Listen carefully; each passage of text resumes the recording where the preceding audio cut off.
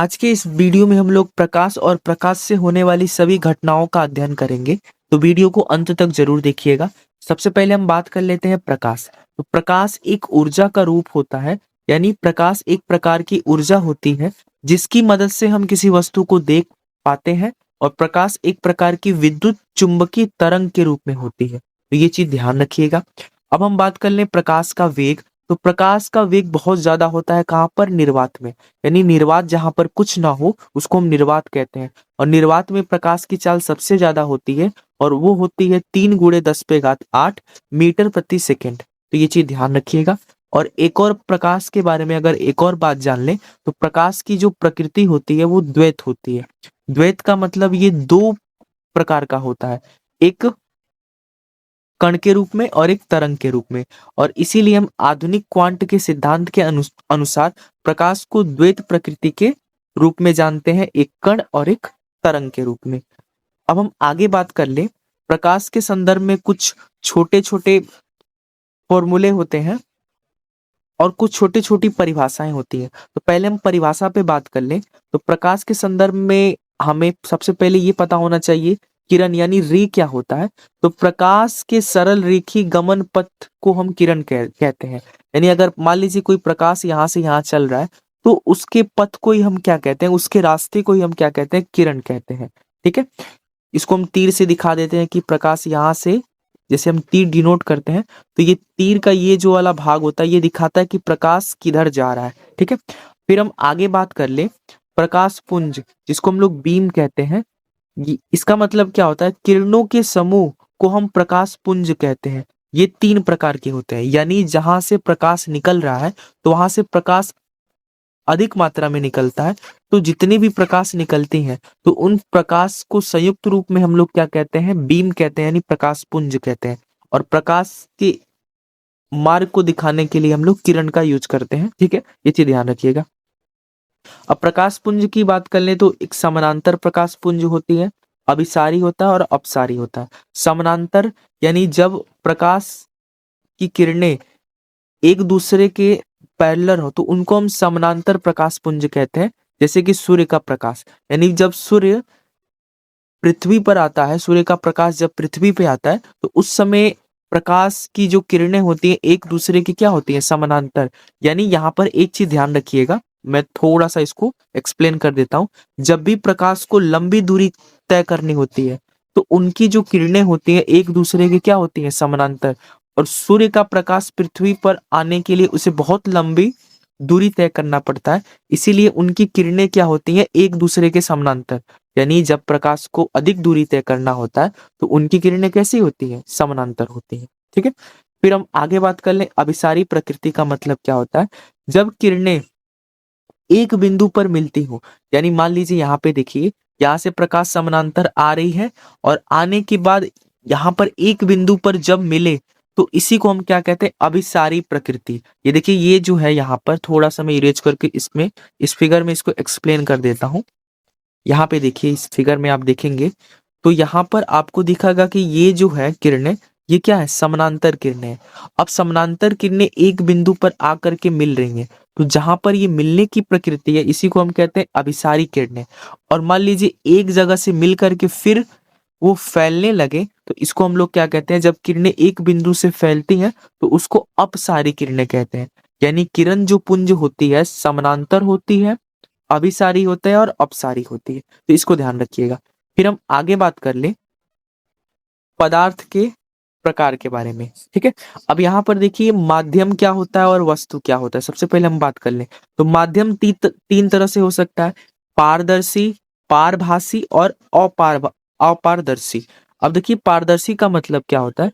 जब प्रकाश किसी माध्यम से आसानी से पार कर ले, यानी जब प्रकाश एक मार्ग से दूसरे मार्ग में आसानी से चला जाए, बीच में अगर कोई वस्तु हो उससे होकर गुजर जाए तो उसको हम लोग कहते हैं पारदर्शी। जैसे कि कांच और हवा, यानी कांच और हवा से प्रकाश क्या करता है? उससे होकर के गुजर सकता है, इसीलिए उसको हम पारदर्शी पदार्थ कहते हैं। ये होता है पारभासी। पारभासी का मतलब क्या होता है? प्रकाश का कुछ ही भाग क्या हो सके? आर पार जा सके और कुछ भाग ना जा सके, तो ऐसे पदार्थ को हम लोग पारभासी पदार्थ कहते हैं। जैसे कि तेल, लगा हुआ कागज या घिसा हुआ कांच। उसके बाद होता है अपारदर्शी। अपारदर्शी का मतलब होता है प्रकाश आर पार जा ही ना सके, यानी ऐसी वस्तु जिससे प्रकाश आर पार होकर के गुजर ही ना सके, उसको अपारदर्शी पदार्थ कहते हैं, जैसे कि लकड़ी और लोहा। फिर हम बात कर लें वस्तु की, तो वस्तु दो तरह से हो सकते हैं, एक प्रदीप्त और एक अप्रदीप्त। प्रदीप्त का मतलब होता है जो स्वयं प्रकाश उत्सर्जित करे, जैसे कि सूर्य, जलता हुआ बल्ब, ये क्या होता है, प्रदीप्त वस्तु होती है। और अप्रदीप्त वस्तु क्या होती है, जो स्वयं प्रकाश उत्सर्जित ना करे और दूसरों के प्रकाश से अपने आप को दिखाए, जैसे कि चंद्रमा और पृथ्वी और पत्थर। ये देखेंगे तो ये अपने आप को दिखाने के लिए सूर्य के प्रकाश या किसी कृत्रिम प्रकाश का उपयोग करते हैं, यानी इनके पास स्वयं का प्रकाश नहीं होता। तो ये वस्तु क्या कहलाती है, अप्रदीप्त वस्तु। जबकि जिनके पास स्वयं का प्रकाश होता है वो क्या कहलाती है, प्रदीप्त वस्तु। अब हम बात कर लेते हैं प्रकाश के परावर्तन की। देखिए, अब तक आपने वीडियो देखा है, अगर आपको वीडियो पसंद आ रहा हो तो चैनल को सब्सक्राइब जरूर कर लीजिएगा, वीडियो को लाइक जरूर कर दीजिएगा। एक और बात, अगर आपको नोट्स चाहिए तो आप कमेंट में लिख दीजिए, मैं इसका नोट्स आपको प्रोवाइड करा दूंगा, ठीक है। तो सबसे पहले हम बात कर लेते हैं प्रकाश का परावर्तन। परावर्तन क्या होता है, जब प्रकाश की किरण किसी सतह से टकराती है तो वह वापस लौटकर उसी माध्यम में चली जाए, तो इस घटना को ही हम क्या कहते हैं, प्रकाश का परावर्तन कहते हैं, ध्यान रखिएगा। अब प्रकाश का जो परावर्तन होता है वो दो तरह से हो सकता है, एक नियमित और एक अनियमित। यानी जब कोई प्रकाश की किरण किसी चिकने या निश्चित तल से टकराती है, जो समतल तल हो, तो वहां पर परावर्तन कैसा होगा, नियमित। लेकिन जब प्रकाश किसी अनियमित सतह से यानी खुरदुरे सतह से टकराती है, तो उस समय प्रकाश का जो परावर्तन होगा वो अनिश्चित या अनियमित होगा। जैसे यहाँ पर फिगर में दिखाया गया है, देख लीजिए। यहाँ पर देखेंगे तो ये परावर्तन की घटना है। प्रकाश जब एक सतह से टकराती है और टकरा कर उसी माध्यम में वापस लौट जाती है, तो प्रकाश के इस घटना को हम लोग परावर्तन कहते हैं। यहाँ पे देखिएगा तो यहाँ पर जो सतह है वो चिकनी है, तो इस यहाँ पर जो जितने भी परावर्तन हो रहे हैं वहां पर कैसा परावर्तन हो रहा है, नियमित परावर्तन हो रहा है। लेकिन यहाँ पर ये जो सतह ये खुरदुरी है, इसीलिए यहाँ पर परावर्तन जो हो रहा है वो अनियमित परावर्तन हो रहा है। तो जब परावर्तन किसी चिकने सतह से होता है तो उसको नियमित परावर्तन कहते हैं, लेकिन जब परावर्तन किसी खुरदुरे सतह से होता है, रुखेदार सतह से होता है, तो उसको अनियमित परावर्तन कहते हैं, ठीक है, इसको भी ध्यान रखेंगे। आगे हम प्रकाश के परावर्तन के नियम की बात कर लें, तो प्रकाश के परावर्तन संबंधित दो नियम होते हैं। पहला नियम कहलाता है आपतित किरण। आपतित किरण क्या होता है, फिगर में अगर देखेंगे तो आने वाली किरण को हम लोग आपतित किरण कहते हैं और जाने वाली किरण को हम लोग परावर्तित किरण कहते हैं। और इनके बीच में एक जो होता है, जो आपतित किरण और परावर्तित किरण को बांटने का काम करता है, उसको हम लोग अभिलंब कहते हैं। इसके बीच में आपतित किरण और अभिलंब के बीच में बना हुआ कोण आपतन कोण होता है, और आपतित किरण और परावर्तित किरण के बीच में, अभिलंब और परावर्तित किरण के बीच में बना हुआ कोण परावर्तन कोण होता है। तो यहाँ पर आपतित किरण, परावर्तित किरण और अभिलंब तीनों एक ही तल पर होते हैं। और दूसरा नियम ये कहता है कि आपतन कोण, इसको हम लोग आई से प्रदर्शित करते हैं, परावर्तन कोण इसको हम लोग आर से प्रदर्शित करते हैं। ये सदैव एक दूसरे के बराबर होते हैं, यानी कोण आई बराबर होता है कोण आर के। ये होते हैं परावर्तन संबंधित दो नियम। अब हम दर्पण की बात कर लें, तो सबसे पहले हम लोग समतल दर्पण की बात कर लेते हैं। जो घर में सामान्यतः प्रयोग किए जाने वाला दर्पण जो होता है वो समतल दर्पण होता है।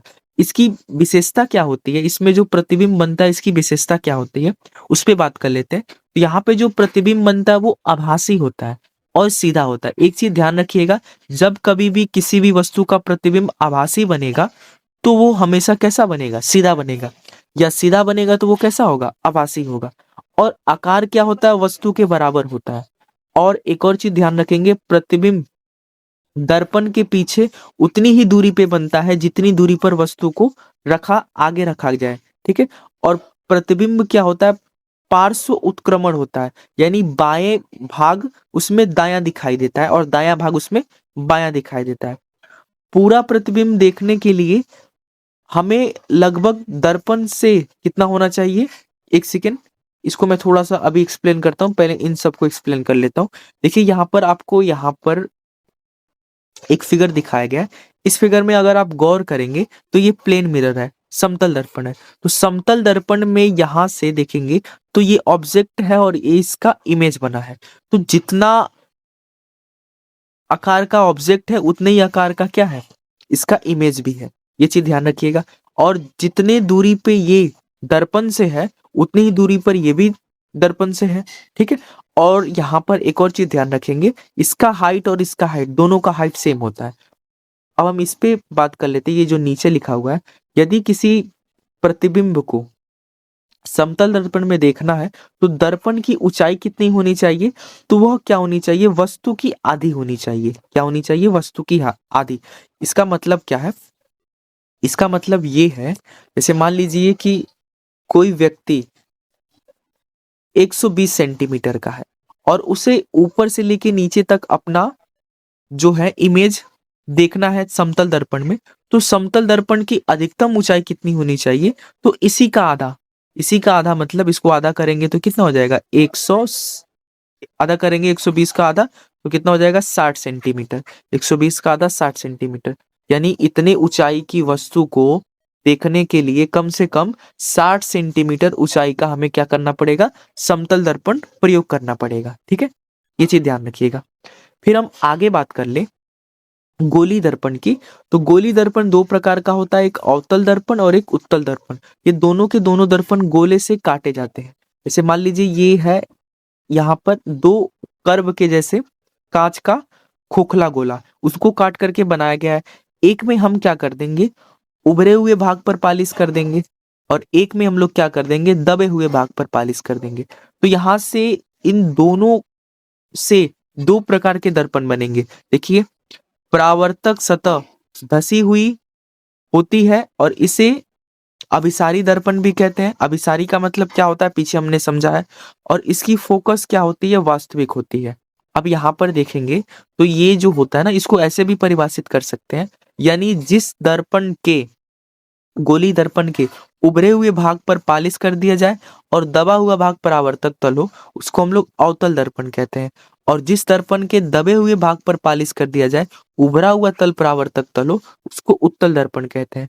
अवतल दर्पण किस प्रकृति का होता है, अभिसारी, यानी यह किरणों को क्या करता है, अभिसारित करता है। और उत्तल दर्पण किस प्रकृति का होता है, अपसारी, ये किरणें को अपसारित करता है, यानी फैलाता, और ये क्या करता है, इकट्ठा करता है। ये चीज ध्यान रखिएगा। अब किसी भी अवतल या उत्तल को हम लोग पहचानेंगे कैसे, पहचानने का तरीका ये ध्यान रखिएगा। तो पहचानने का सिंपल सा तरीका ये है कि अगर किसी वस्तु में जो प्रतिबिंब बन रहा है, तो प्रतिबिंब अगर बड़ा बनेगा तो किस प्रकृति का होगा, अवतल होगा। अगर प्रतिबिंब छोटा बन रहा है तो वो उत्तल होगा। लेकिन अगर प्रतिबिंब बराबर बन रहा है तो वो कैसा होगा, समतल होगा।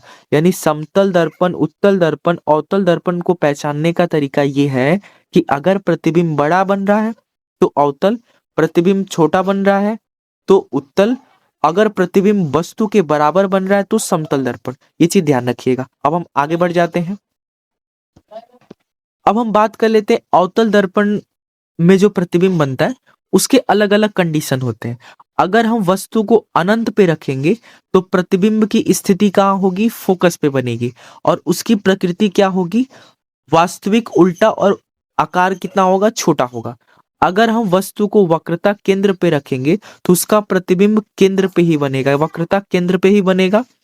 वस्तु क्या होगा, उल्टा होगा, और उसका आकार क्या होगा, वस्तु के बराबर होगा। यहाँ पे ध्यान रखेंगे, प्रतिबिंब उल्टा होगा और वास्तविक बनेगा। ठीक है। अगर हम वस्तु को अब कहाँ रख दे, सेंटर पे और फोकस इसके बीच में रखेंगे तो प्रतिबिंब बनेगा कहाँ, सेंटर और अनंत के बीच में बनेगा। प्रकृति कैसी होगी, वास्तविक और उल्टा होगा, और कैसा बनेगा, आकार बड़ा होगा। लेकिन जैसे ही वस्तु को फोकस पे रखेंगे तो प्रतिबिंब बनेगा अनंत पे, और प्रकृति कैसी होगी, वास्तविक उल्टा, और आकार कैसा होगा, वस्तु से बड़ा। जब हम वस्तु को फोकस और पोल के बीच में रखेंगे, ध्रुव के बीच में रखेंगे, तो प्रतिबिंब कहाँ बनेगा, दर्पण के पीछे, आभासी बनेगा, सीधा बनेगा, और वस्तु से बड़ा। यानी ये जो कंडीशन होता है, इस कंडीशन को हम लोग वास्तविक कहते हैं और इस कंडीशन को हम लोग आभासी कहते हैं। ये चीज ध्यान रखिएगा। अब हम आगे बात कर ले थोड़ा सा उत्तल दर्पण की, तो उत्तल दर्पण का उपयोग कहाँ किया जाता है? तो उत्तल दर्पण द्वारा बना प्रतिबिंब पहले बात कर लें, तो वस्तु कहीं भी रखा जाए हमेशा दर्पण के पीछे ही बनेगा। कहाँ पे? P और F के बीच पे। आभासी बनता है और सीधा बनता है, और वस्तु से कैसा बनता है? छोटा बनता है। इसका उपयोग कहाँ किया जाता है? सबसे पहले हम दो दर्पण पढ़े हैं, दोनों दर्पण का उपयोग समझ लेते हैं। अवतल दर्पण का उपयोग दाढ़ी बनाने में, टॉर्च में, हेडलाइट में, डॉक्टर द्वारा नाक कान के इलाज में, सोलर कुकर में इनका प्रयोग किया जाता है। उत्तल दर्पण का प्रयोग कहाँ किया जाता है? साइड मिरर में, क्योंकि वस्तु को हमें छोटा बनाता है और ये वस्तु को क्या करता है? बड़ा बनाता है। अवतल दर्पण वस्तु को बड़ा बनाता है, उत्तल दर्पण छोटा, इसीलिए दाढ़ी बनाने में हमें अवतल दर्पण का उपयोग करना पड़ता है। डॉक्टर जो नाक कान देखता है वो अवतल दर्पण का उपयोग करता है। उत्तल दर्पण में वस्तु छोटा बनाना है तो जो साइड मिरर होती है, जितनी भी गाड़ियां होती हैं उनके साइड मिरर में उत्तल दर्पण का उपयोग किया जाता है, क्योंकि हमें पीछे के पूरे दृश्य को देखना होता है। सड़क के लैंप में किस तरह का यूज किया जाता है? उत्तल दर्पण का यूज किया जाता है। ठीक है, अब हम आगे बात कर लें। एग्जाम में यहां से प्रश्न आते हैं दर्पण सूत्र से। दर्पण सूत्र क्या होता है? 1/v बराबर, यहाँ पे एक सेकंड मैं थोड़ा सा और एक्सप्लेन कर देता हूं इसको। ये होता है 1/f बराबर 1/v प्लस 1/u। यहाँ पे जो ये f होता है, f को हम कहते हैं फोकस दूरी। u क्या होता है? एक सेकेंड, ये जो लिखा है ये पहला v है और ये u है। u क्या होता है? u होता है ध्रुव से, ध्यान रखेंगे, पोल से वस्तु की दूरी, और v क्या होता है? पोल से प्रतिबिंब की दूरी। ठीक है, अब दर्पण के लिए आवर्धन का भी फॉर्मूला होता है। आवर्धन को हम लोग m से प्रदर्शित करते हैं, ये होता है माइनस का v/u। ठीक है, अब यहाँ पे चिन्ह परिपाटी पे भी बात कर लें। अवतल दर्पण की जो फोकस होती है और जो वक्रता त्रिज्या होती है, ये दोनों के दोनों ऋणात्मक होते हैं, और उत्तल दर्पण की फोकस और वक्रता त्रिज्या दोनों के दोनों धनात्मक होते हैं। ठीक है, ये चीज ध्यान रखिएगा। अब हम आगे बात कर लें प्रकाश के अपवर्तन की। तो प्रकाश का अपवर्तन क्या होता है, इस पे हम बात कर लेते हैं। जब कोई प्रकाश की किरण किसी पारदर्शी माध्यम से होते हुए, जैसे मान लीजिए कोई प्रकाश की किरण है, ये पारदर्शी माध्यम है, अब इससे टकरा करके वो आर पार चला जाता है, यानी एक माध्यम से दूसरे माध्यम में चला जाएगा, तो उसका जो पथ है, वास्तविक पथ है, वो जाना इधर चाहिए, तो वो क्या होता है? या तो वो इधर विचलित हो जाता है या तो वो इधर विचलित हो जाता है। इसी घटना को हम लोग क्या कहते हैं? अपवर्तन। ठीक है, अब हम बात कर ले अपवर्तन में जो घटना होती है, इसको मैं थोड़ा सा इरेज कर लेता हूँ, इसको मैं अच्छे से एक्सप्लेन कर देता हूँ। अपवर्तन में जो घटना होती है, ये होता है पारदर्शी माध्यम, ये होता है अभिलंब। अब प्रकाश जो आ रही है, हो सकता है कि ये इधर जाना चाहिए, हो सकता है कि ये अभिलंब से दूर हट जाए, ये होता है अभिलंब। हो सकता है कि अभिलंब से दूर हट जाए या अभिलंब की ओर झुक जाए। अब ये दूर कब हटेगा और अभिलंब की ओर कब झुकेगा? तो जब कोई प्रकाश की किरण विरल माध्यम से सघन माध्यम में जाती है तो अभिलंब की ओर मुड़ जाती है, लेकिन जब कोई प्रकाश की किरण सघन माध्यम से विरल में माध्यम में जाती है तो वो अभिलंब से दूर हट जाती है। ये चीज ध्यान रखेंगे। ठीक है, अब हम आगे बात कर ले अपवर्तनांक के नियम की। तो अपवर्तनांक में सबसे पहले आता है एक स्नेल का नियम। स्नेल का नियम क्या कहता है कि जो ये आपतित किरण है, यहाँ पे देखेंगे, एक सेकेंड में इसको दिखा देता हूँ, ये कहलाता है, ये क्या है? अभिलंब, और ये आपतन कोण के बीच में बना हुआ कोण, ये आपतित किरण, और ये क्या होता है? परावर्तित किरण, अपवर्तित किरण कहते हैं। ठीक है, आपतित किरण और अपवर्तित किरण। तो यहाँ पर आपतन कोण की ज्या जो किरण आ रही है, परावर्तन कोण की ज्या जो किरण मुड़ रही है, इनका अनुपात क्या होता है? सदैव एक नियतांक होता है, यानी साइन आई बटा साइन आर, इसी को हम कहते हैं कांस्टेंट, और इसको प्रस्तुत किया था स्नेल ने, इसीलिए इसको कहते हैं स्नेल का नियम। यहीं पे हम बात कर लेते हैं अपवर्तनांक की। अपवर्तनांक क्या होता है? निर्वात में प्रकाश की चाल और माध्यम में प्रकाश की चाल के अनुपात को ही हम क्या कहते हैं? अपवर्तनांक। इसको n से प्रदर्शित करते हैं, यानी निर्वात में प्रकाश की चाल c और माध्यम में प्रकाश की चाल भी, इनके अनुपात को ही हम क्या कहते हैं? अपवर्तनांक कहते हैं। ठीक है, अब यहाँ पे एक और चीज ध्यान रखेंगे, जो होता है सबसे कम अपवर्तनांक किसका होता है? निर्वात का होता है, और सबसे अधिक अपवर्तनांक किसका होता है? हीरे का होता है। पानी का अपवर्तनांक 1.33 होता है और कांच का 1.5 होता है। ठीक है, अब हम आगे बात कर ले, यहां पर अपवर्तनांक के प्रभाव की बात कर ले। तो इसके प्रभाव की अगर हम बात करें तो पानी में भरी हुई बाल्टी गहराई से कम प्रतीत होती है। इसके पीछे कारण क्या होता है? प्रकाश का अपवर्तन।